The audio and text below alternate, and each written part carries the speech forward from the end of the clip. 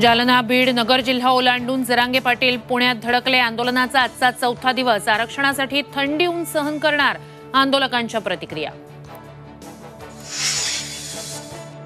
मराठा समाजाचं मागासलेपण तपासण्यासाठी आजपासून राज्यभर सर्वेक्षण। 1,25,000 कर्मचारी करणार सर्वेक्षण।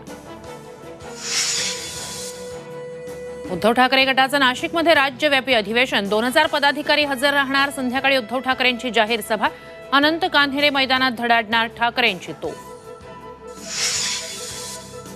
राष्ट्रवादी आमदार अपात्रतेप्रकरणी आज सुनावणी। जयंत पाटील, अनिल पाटील यांची उलट तपासणी। विधानसभा अध्यक्षांसमोर दुपारी 12 वाजता सुनावणी।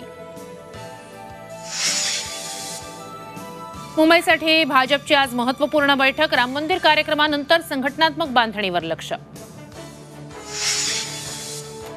आणि राम मंदिर आजपासून सर्वांसाठी खुलं। दर्शनासाठी राम भक्तांची मोठी गर्दी। भगवा झेंडा हाती घेत जय श्रीरामच्या घोषणा।